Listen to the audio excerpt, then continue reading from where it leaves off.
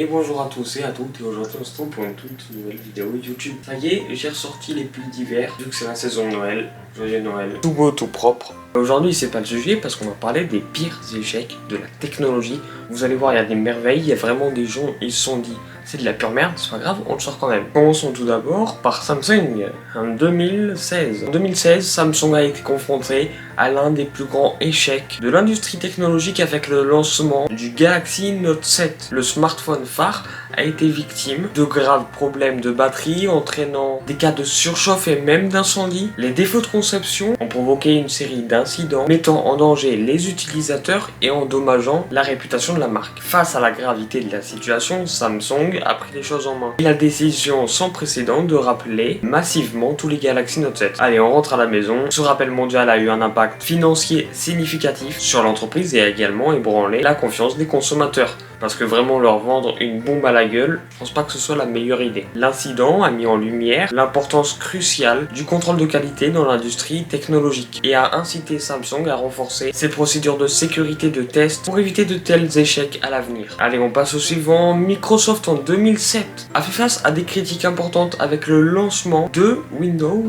Vista. Le système d'exploitation a été largement critiqué en raison de problèmes de performance et de compatibilité logicielle. Les utilisateurs ont rencontré des retards, des plantages fréquents et une incompatibilité avec de nombreux logiciels existants. La lenteur et les exigences matérielles élevées de Windows Vista ont rendu la mise à niveau difficile pour de nombreux utilisateurs, entraînant une adoption limitée par rapport à son prédécesseur Windows XP. Les entreprises ont été particulièrement réticentes à adopter Vista en raison des coûts de mise à niveau et des problèmes de comptabilité logicielle. La réponse critique mitigée et les défis d'adoption ont conduit Microsoft à accélérer le développement de son successeur Windows 7, qui a quand même été bien mieux accueilli par les utilisateurs et les entreprises. Cet épisode a souligné l'importance de l'écoute des utilisateurs et de la stabilité lors de développement de nouveaux systèmes d'exploitation. En 2013, Google lance Google Glass, des lunettes intelligentes promettant une réalité augmentée et une connectivité avancée. Cependant, le produit a rencontré des obstacles importants. Les préoccupations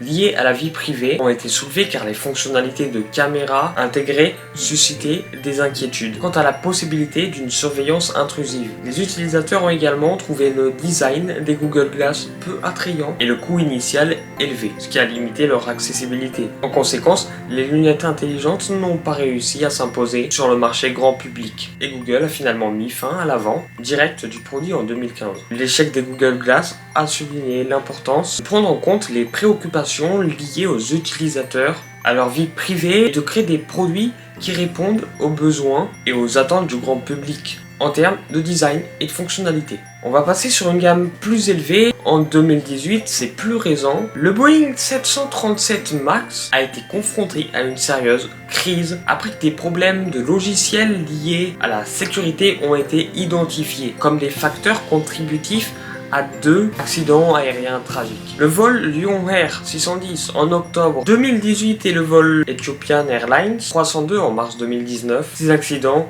ont entraîné la perte de centaines de vies. Les enquêtes ont révélé que les systèmes automatisés de stabilisation de vol, appelés MCAS, avaient des défauts qui pouvaient à tout moment entraîner des plongées non contrôlées de l'avion. À tout moment, l'avion...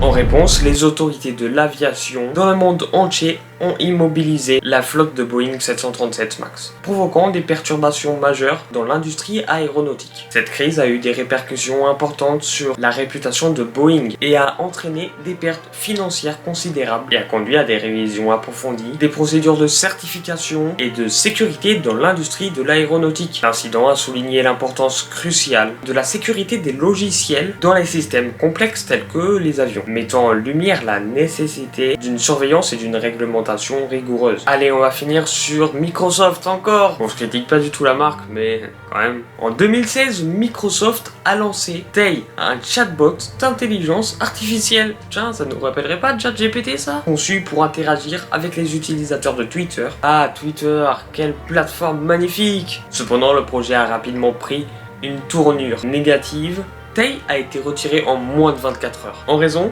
de comportements inappropriés et de réponses offensantes. Les utilisateurs de Twitter, on les connaît aussi, ils sont tous gentils, ont exploité les capacités d'apprentissage de Tay pour induire le bot en erreur et le pousser à générer des messages haineux et controversés. Les dérives ont mis en évidence les défis liés à la gestion des biais et des abus dans le système d'IA conversationnel. Bon, j'espère que ChatGPT, tu nous feras pas la même. Le retrait précipité de Tay a servi d'avertissement sur les risques potentiels liés au déploiement de technologies d'intelligence artificielle sans des mécanismes de contrôle appropriés. Cet incident a incité Microsoft et d'autres développeurs à renforcer leurs protocoles de sécurité et de surveillance pour éviter que des chatbots ne soient exploités de manière négative. Et voilà, c'était tout pour cette vidéo, j'espère que vous en aurez un peu plus appris. Si vous voulez un autre épisode, vous savez ce qu'il vous reste à faire. En tout cas voilà, merci encore à tous et à toutes, et on se retrouve pour de prochaines vidéos.